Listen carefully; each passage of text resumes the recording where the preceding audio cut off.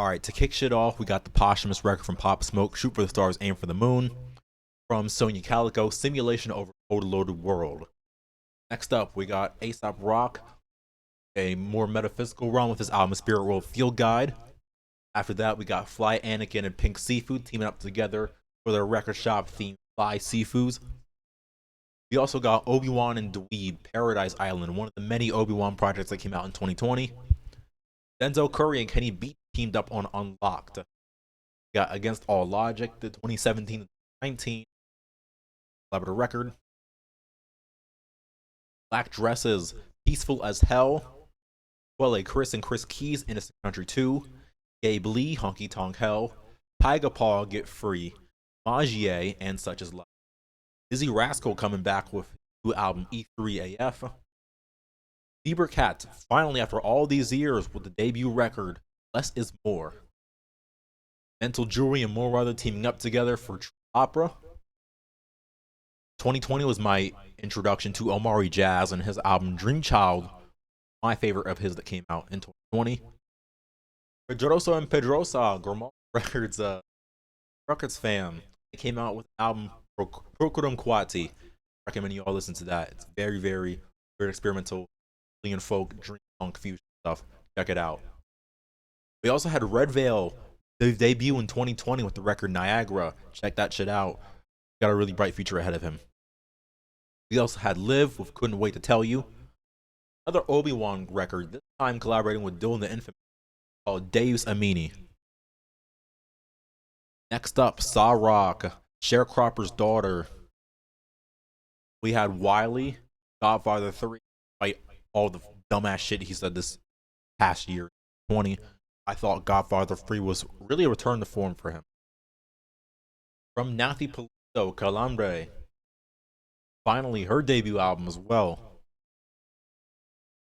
From Rat Ferreira, the first Rat Ferreira project after post Milo. Purple Moonlight Pages, really good shit. Freddie Gibbs and the Alchemist, Alfredo, that one should be obvious. From Anna von Housewolf, All Thoughts Fly. From Luca, First Steps of Letting Go. This is a more dream pop, electronic pop act for anyone who's into that kind of vibe. Really good shit. Another long coming return from Blue and Exile, their new album Miles. Really fucking very long, which is part of the reason why I only could get into it certain times. But what is there is really potent and really dense shit. From Arca, just barely made the cutoff from years. I actually really like this record. Pick one or Kiki, however you want to. Really great experimental electronic record. Elements of deconstructed reggaeton. Go Prodeo. There's some hip house and balladry on it. Arca's done really good singing. Love her balladry. From Backwash, God Has Nothing to Do with This, leave out of it.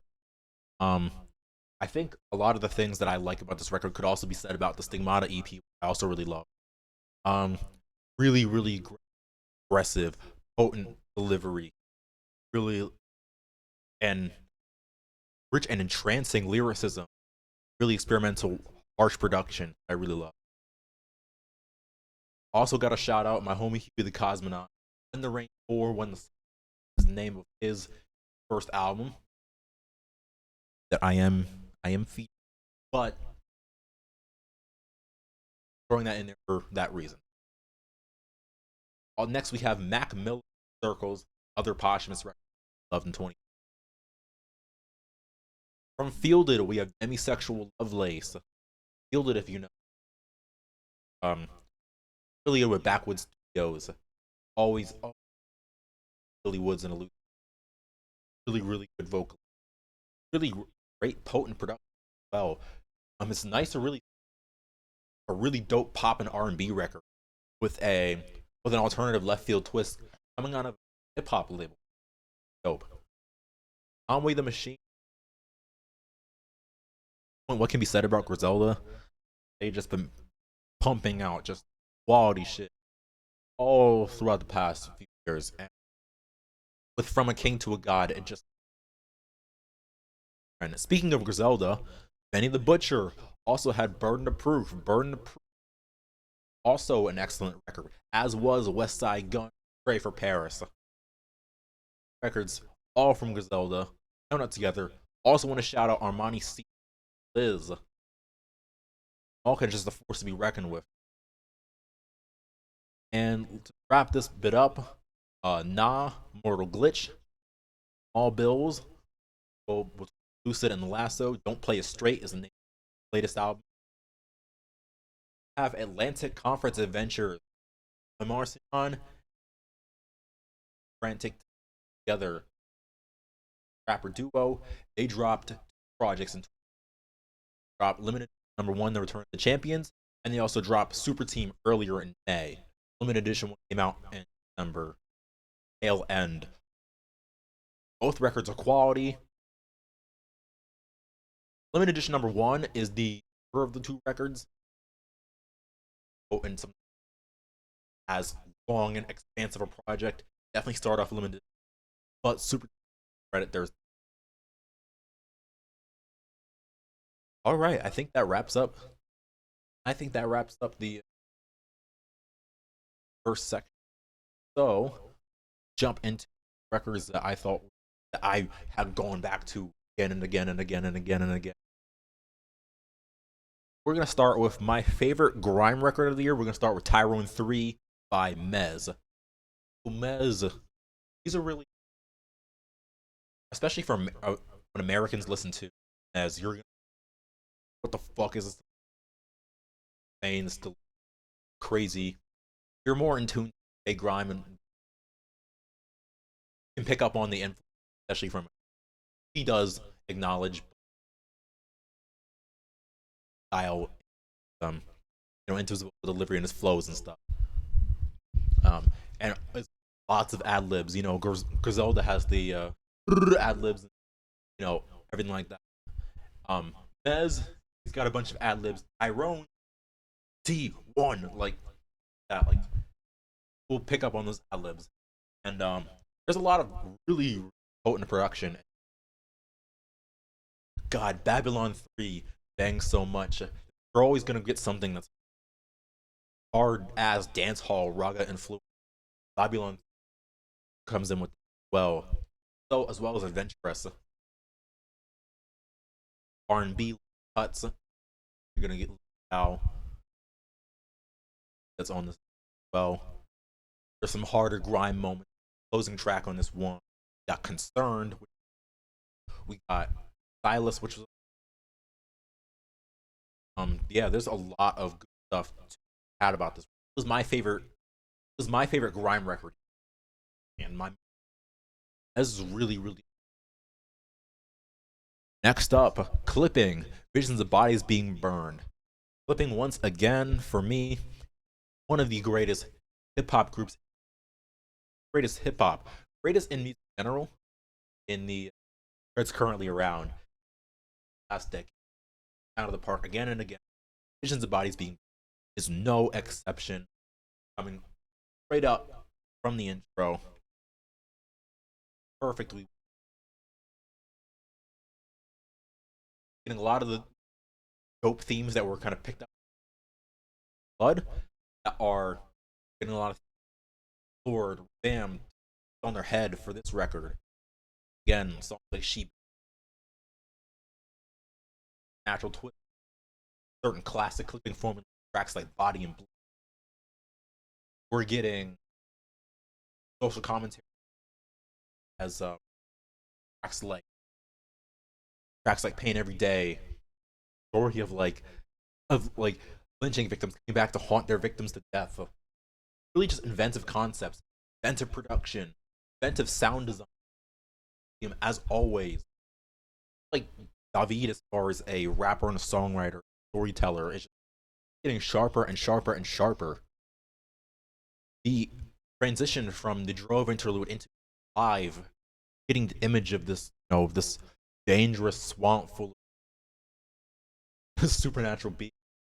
You're just all leads up into amazing placing. One of the most transcendental clipping songs I've ever heard. So Really one of my pleas for love. All right, next up, I gotta give a shout out to old Drew edition.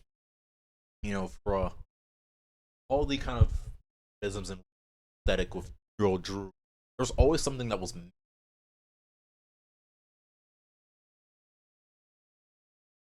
hard for me to get hooked into his shit, even though it was all quality. But there's always something, always that X factor missing.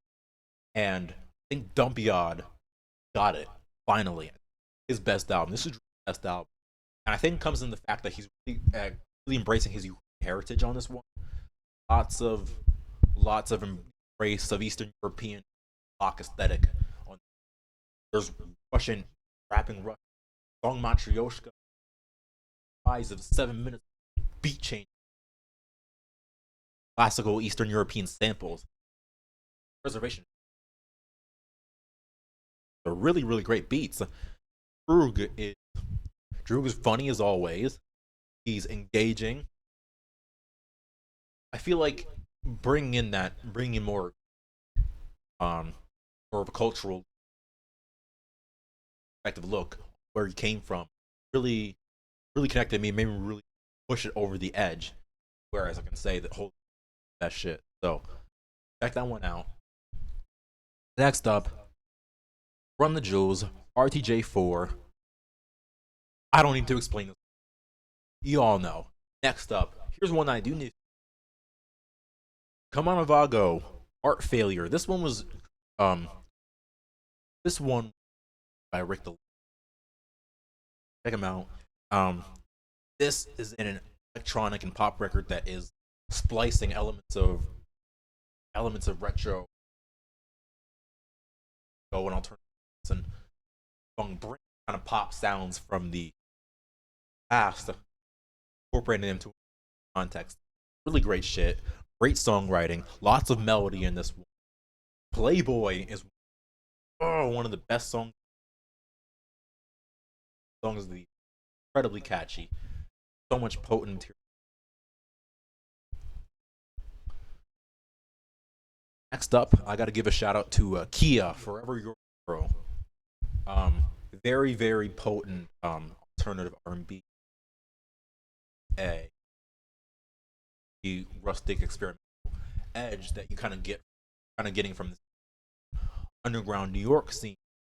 No surprise that Kia rolls in the same circle.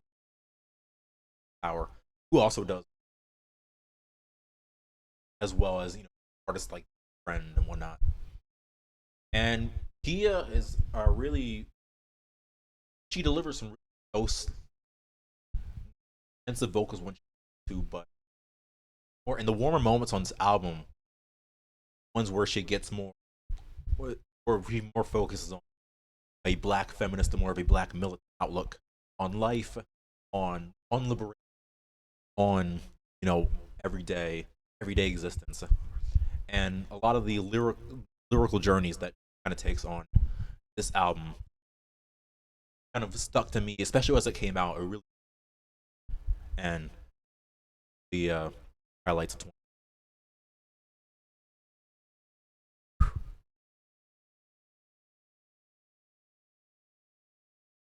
All right, from Languid Oceans, self-titled record. This one is a trio comprised of, once again, Obi-Wan. Rappers Obi-Wan and Looms rapping. Still an infamous production. North has one production credit on this. This is the best of the Obi-Wan projects. In my opinion, Obi-Wan and Looms work really well together. They play back and forth really well. I feel like Looms is a really good oil too. We want steadfast. So what we kind of get is rhyme scheme, gritty visual play with. Whereas Looms tends to get a little bit more abstract, a little bit more wild in his vocal delivery. I feel like they're a good contrast there. Still, the infamous production ties together really nicely. Up, I want to give a shout out to Wandel, an artist who I only discovered in the fall of 2020. But his album Womb, wow, it. I didn't expect to find I expect to find an alternative R&B record that for me that was had melody in it, but also was very lo-fi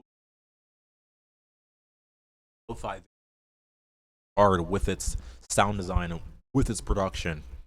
Um, Lead singles like "Under the Skin," under my skin, that are there are some really potent vocal melodies that he's delivering. There are grooves to this thing that I didn't expect there to be grooves in an album that's this warped, that distorted. But I found them, and I gotta say, it's one of the best records of the fucking year. But jumping into a record that's maybe a little bit less lo-fi, maybe that is a lot more distorted and a lot more aggro, is Dorian Electra's My Agenda. They have been on my radar ever since they dropped Flamboyant, and this album feels like a it, and especially when it comes to obviously the themes that are tackled on the album with straight male archetypes and whatnot. That it's kind of funny how Flamboyant was really based on melodies and song structures, flipping masculine head and flipping gender norms on their head, whereas My Agenda is kind of doing a similar thing, but with shorter songs, much more aggressive and much more bombast song structures to the production, to the instrumentation, and to the guest features as well. There are a lot of wild guest features on here. Quay Dash rapping her ass off on this. Village People are on here. The band Pussy Riot is on here. As well as, artists like Gaylord D. The Ferris Bad one. And blanked on me, my bad. But yeah, there's a lot of potent shit here. Especially for an album that's 5 minutes long. I didn't expect the record to be this engaging with the music, and to have all that substance, subtext, commentary packed into a short time. But I feel like Dorian did that really well. Shout out to them. All right, next up, an album that I've been obsessively playing. I can't stop playing the fucking record. I can't stop playing the intro and then running back the intro and then running it back. Moor Mother and Billy Wood, Brass. Damn. Talk about a incredibly engaging and dynamic abstract hip hop. Moor Mother and Billy Woods are both on roles. Both have had an incredible response to some of my favorite projects in existence. Woods and Moor Mother contrast each other amazingly. Please, really, kind of dark, macabre, and morbid sense of humor and the imagery, substance that he packed into one-liner works so well, menacing, commanding the, and some of her flows on this record are catchy. For as socially conscious as a song like "The Blues Remembers Everything the Country Forgot," the song is made so much better. Flow that Moor Mother comes in at the beginning, and with that Billy Woods has to build up upon. That's how much force that flow has.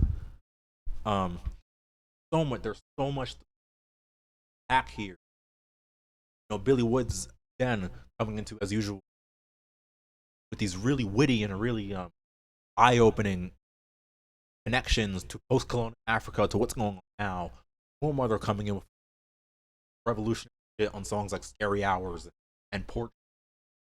And this record has some great, well, not just with pop or like Tommy, but with John Forte, Wolf West, pulling samples from Sons of Kemet. There's a lot here to unpack. That's one of the things that I love about these two artists, is that I need to keep going back and repacking everything. And I find something new every time. That's what I kind of love. That's what my favorite hip hop does to me. That's what brass hopefully will do to you.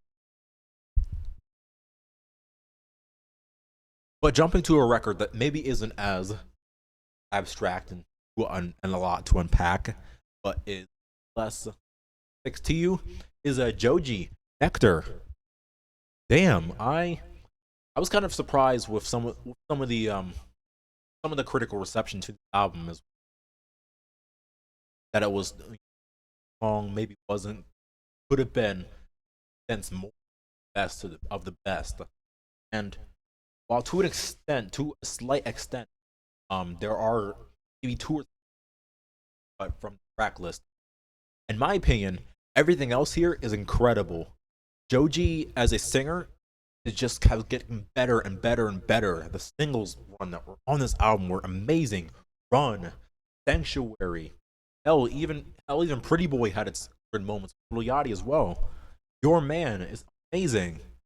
There are so many good hooks. There are so many good melodies here. So much range that Joji is giving you. Songwriting has improved a lot as well, which I really, really appreciate. Marked improvement over Ballads 1. Absolutely. Really, Chloe Burnbank off the chain. Especially this is Joji's best work. Please check it out.